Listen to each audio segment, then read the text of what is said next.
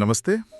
हमारे पास 27 जनवरी 2026 के आसपास की कई अहम खबरें हैं और आज की चर्चा में हम इन्हीं में से कुछ सबसे दिलचस्प जानकारियों की गहराई में उतरेंगे। बिल्कुल।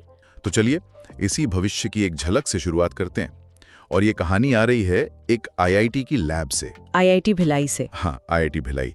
उन्होंने एक स्मार्ट पॉलीमर जेल बनाया है। ये इमारतों की दीवारों का तापमान अपने आप मैनेज कर सकता है। जी, ये सुनने में तो किसी साइंस फिक्शन फिल्म जैसा लगता है। लेकिन ये जितना भविष्यवादी है उतना ही प्रैक्टिकल भी है। आईआईटी भिलाई के शोधकर्ताओं ने जो ये मल्टी फंक्शनल जेल बनाया है, उसकी सबसे बड़ी खासियत है उसका अडेप्टिव होना। अडेप्टिव मतलब जैसे ही बाहर का तापमान बदलता है, ये जेल अपने अंदर के मटेरियल के गुणों को एक तरह से बदल लेता है। अच्छा, तो इसे ऐसे समझें कि अगर बाहर गर्मी बढ़ रही है तो ये जेल अंदर की दीवार को ठंडा रखने में मदद करेगा और अगर सर्दी है तो शायद गर्मी को अंदर बनाए रखेगा। आपने बिल्कुल सही समझा। इसका सीधा असर एयर कंडीशनिंग और हीटिंग पर हमारी निर्भरता को कम करना है। सोचिए, भारत जैसे देश में जहां कूलिंग में बेतहाशा ऊर्जा खर्च होती है, ये तकनीक कितनी बड़ी क्रांति ला सकती है। सही बात है। इससे न सिर्फ बिजली का बिल कम होगा बल्कि कार्बन फुटप्रिंट भी घटेगा। बिल्कुल। और एक और खास बात है इसमें। क्या? ये इनोवेशन आईआईटी भिलाई जैसे एक अपेक्षाकृत नए संस्थान से आया है। अक्सर हम ऐसे बड़े आविष्कारों की उम्मीद पुराने बड़े आईआईटी से करते हैं। हाँ, ये बात तो है। ये दिखाता है कि भारत में इनोवेशन का कल्चर अब सिर्फ कुछ बड़े सेंटर्स तक सीमित नहीं है। और जब हम भविष्य और एक बेहतर कल की बात कर ही रहे हैं तो पर्यावरण से जुड़ी एक और खबर है जो बहुत प्रेरणा देती है। लखनऊ वाली खबर? जी, ये उत्तर प्रदेश की राजधानी लखनऊ से जो अब यूपी का पहला zero fresh waste dump city बन गया है। अब देखिए, इस टैग का मतलब समझना बहुत जरूरी है। जीरो फ्रेश वेस्ट का ये मतलब नहीं है कि शहर में कचरा पैदा ही नहीं हो रहा। हाँ, वो तो मुमकिन नहीं है। असल में इसका मतलब ये है कि शहर में हर दिन जितना भी ताजा कचरा इकट्ठा होता है उसका 100%। हाँ, 100% उसी दिन प्रोसेस कर दिया जाता है। यानी 1 किलो भी नया कचरा शहर के बाहर लैंडफिल में फेंकने के लिए नहीं जा रहा। ये तो कमाल है। लेकिन लखनऊ ने ये किया कैसे? रोज लगभग 2000 मीट्रिक टन कचरा, ये कोई छोटी मात्रा तो है नहीं है। उन्होंने एक बहुत ही व्यवस्थित मॉडल अपनाया है। पहली बात तो ये कि उनकी प्रोसेसिंग क्षमता उनकी जरूरत से कहीं ज्यादा है। फिर वो कचरे को 2 मुख्य हिस्सों में बांटते हैं, ऑर्गेनिक और इनऑर्गेनिक। लगभग 55% कचरा गीला होता है। और उस गीले कचरे से वो क्या करते हैं? खाद बनाते होंगे। खाद, बायोगैस और यहाँ तक कि ईंधन भी, कुछ भी बर्बाद नहीं होता। और बाकी का 45% जो सूखा कचरा होता है, उसे भी ठिकाने लगाने का तरीका शानदार है। उसे या तो रिसाइकलिंग के लिए भेज दिया जाता है या फिर उसे आरडीएफ मतलब रिफ्यूज डिराइव्ड फ्यूल बनाया जाता है। ये आरडीएफ क्या चीज है? ये एक तरह का ईंधन है जिसे सीमेंट और पेपर मिल जैसे उद्योग कोयले के विकल्प के तौर पर इस्तेमाल करते हैं। तो एक तरह से कचरा भी एक संसाधन बन गया। बिल्कुल, कचरे की समस्या को एक अवसर में बदल दिया। ये मॉडल तो देश के दूसरे शहरों को भी अपनाना चाहिए। जरूर। चलिए अब थोड़ा राष्ट्रीय और अंतर्राष्ट्रीय मंच की तरफ चलते हैं। 2026 का गणतंत्र दिवस समारोह काफी खास होने वाला है। हाँ, खासकर मेहमानों की वजह से। मुख्य अतिथि के तौर पर उर्सुला कोस्टा का नाम सामने आया है। अब ये एक नाम तो नहीं लग रहा। नहीं, ये एक नाम नहीं है। और यही तो इसमें दिलचस्प बात है। अच्छा, इस बार कोई एक व्यक्ति नहीं बल्कि पूरा का पूरा यूरोपियन यूनियन मुख्य अतिथि है। तो उन्होंने अपनी 2 सबसे बड़ी संस्थाओं के प्रमुखों को भेजा है। ये दिलचस्प है। आमतौर पर तो किसी एक देश के राष्ट्राध्यक्ष को बुलाया जाता है। जी, यह भारत की विदेश नीति में एक बड़े बदलाव का संकेत है। अब भारत सिर्फ देशों के साथ नहीं बल्कि पूरे इकोनॉमिक और पॉलिटिकल ब्लॉक्स के साथ अपने रिश्ते मजबूत कर रहा है। तो ये 2 लोग कौन है? पहली है उर्सुला वॉन डर लियन, जो यूरोपियन कमीशन की अध्यक्ष हैं, मतलब ईयू की सरकार की प्रमुख। और दूसरे हैं एंटोनियो कोस्टा, वो यूरोपियन काउंसिल के अध्यक्ष हैं। ओके, तो एक तरह से ईयू की सरकार और उसकी रणनीतिक सोच, दोनों के प्रमुख एक साथ भारत की परेड में शामिल होंगे। जी, ये भारत ईयू संबंधों के लिए एक बहुत बड़ा कदम है। और मैंने सुना है कि थीम भी कुछ खास है इस बार।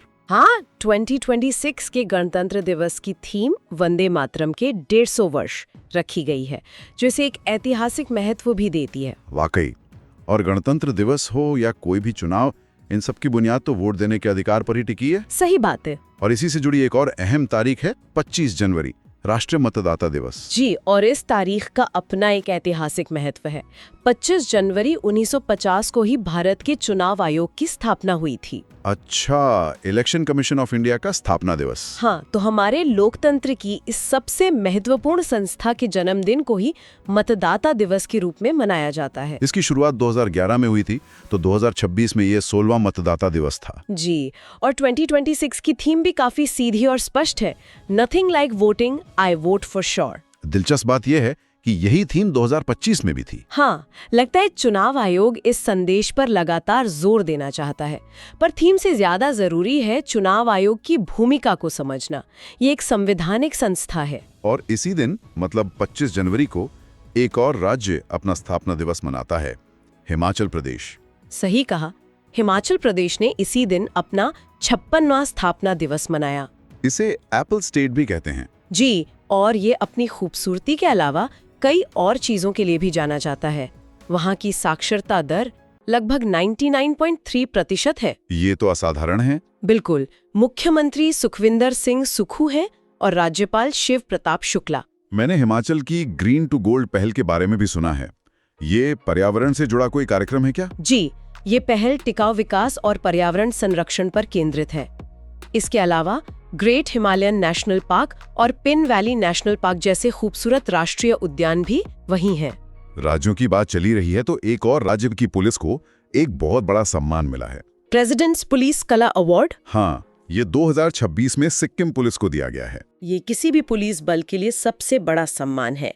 इसे निशान भी कहते हैं और ये उस बल की असाधारण सेवा, बहादुरी और प्रोफेशनलिज्म का प्रतीक होता है। तो सिक्किम ये सम्मान पाने वाला 15वां राज्य है और उत्तर पूर्व से ये सम्मान पाने वाला तीसरा राज्य है। ओके।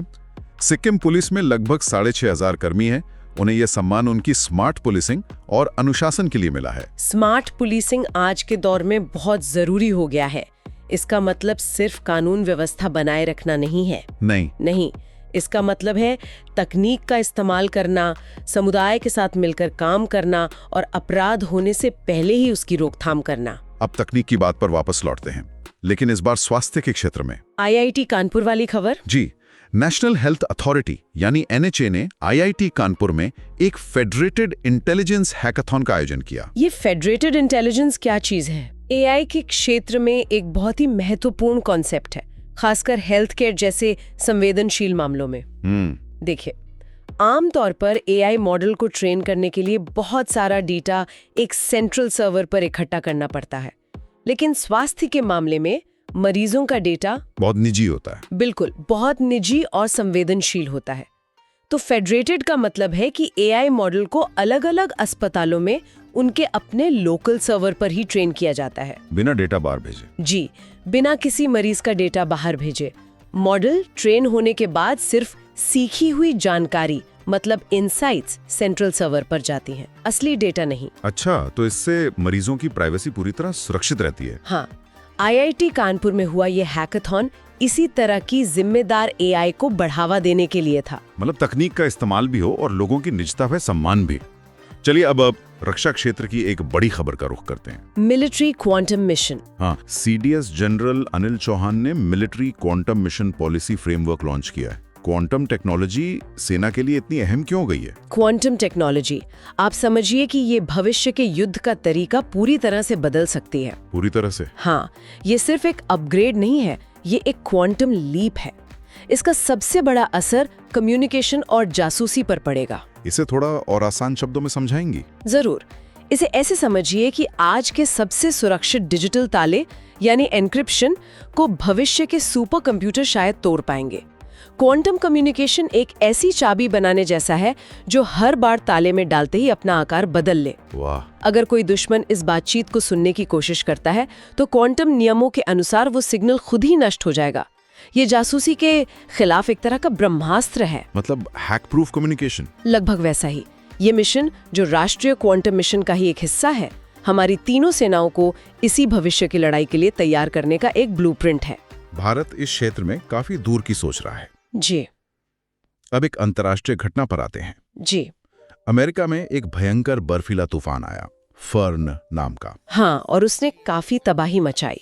ये तूफान उत्तरी प्रशांत महासागर से उठा, लेकिन इसके पीछे की कहानी ग्लोबल वार्मिंग और आर्कटिक से जुड़ी है। इसका संबंध पोलर वोर्टेक्स से बताया जा रहा है। ये पोलर वोर्टेक्स क्या होता है? पोलर वोर्टेक्स उत्तरी ध्रुव के ऊपर बहुत ठंडी हवाओं का एक विशाल चक्रवात है, जो आमतौर पर आर्कटिक क्षेत्र तक ही सीमित रहता है। तो फिर वो अमेरिका तक कैसे पहुंचा?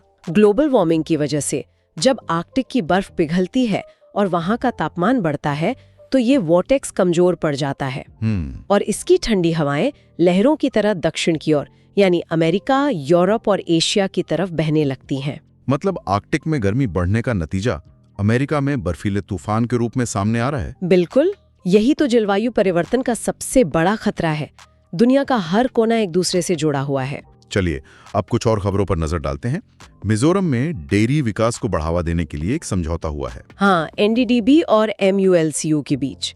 एनडीडीबी यानी नेशनल डेयरी डेवलपमेंट बोर्ड और MULCU यानी Mizoram milk producers cooperative union. तो ये समझौता मिजोरम के दूध उत्पादकों के लिए है। जी, खासकर छोटे दूध उत्पादकों को संगठित करने, उन्हें बेहतर बाजार मुहैया कराने और राज्य में दूध उत्पादन बढ़ाने के लिए। पूर्वोत्तर में स्थानीय अर्थव्यवस्था को मजबूत करने की दिशा में एक अच्छा कदम है। बिल्कुल। मिजोरम की राजधानी आइजोल है और वहाँ का चाप चार कुट त्योहार भी बहुत प्रसिद्ध है। और अंत में एक दुखद खबर, इलियास पाशा जी के निधन की। हाँ, भारतीय फुटबॉल के एक पुराने सितारे इलियास पाशा का निधन हो गया है। जी, इलियास पाशा 70 और 80 के दशक के एक जाने माने फुटबॉलर थे। एक बेहतरीन डिफेंडर थे और उन्होंने मोहन बागान और मोहम्मडन स्पोर्टिंग जैसे बड़े क्लबों के लिए खेला। आज की पीढ़ी शायद उन्हें ना जानती हो। शायद नहीं, लेकिन भारतीय फुटबॉल के इतिहास में उनका एक महत्वपूर्ण स्थान है। उनका जाना उस दौर के फुटबॉल प्रेमियों के लिए एक युग के अंत जैसा है। तो आज हमने तकनीक के भविष्य से लेकर कूटनीति के बदलते समीकरणों तक और पर्यावरण की चुनौतियों से लेकर लोकतंत्र की बुनियाद तक कई अहम पहलुओं पर बात की। तो दोस्तों, ये थे 27 जनवरी 2026 के सबसे जरूरी करंट अफेयर्स, वो भी बिल्कुल आसान और पूरी तरह एग्जाम फोकस तरीके से। आज का क्वेश्चन है, हाल ही में कौन सा देश भारत का दूसरा सबसे बड़ा LNG सप्लायर बना है? Which country became India's second largest LNG supplier? इस क्वेश्चन का राइट आंसर क्या होगा? कमेंट जरूर करें। अगर वीडियो अच्छा लगा हो तो लाइक करें, अपने दोस्तों के साथ शेयर करें और चैनल को सब्सक्राइब जरूर करें। इस सेशन का PDF डाउनलोड करने के लिए हमारे टेलीग्राम चैनल से अवश्य जुड़े, QR कोड स्कैन करके, या फिर लिंक डिस्क्रिप्शन और पिन कमेंट में है। मिलते हैं नेक्स्ट सेशन में। Till then, keep learning, keep growing.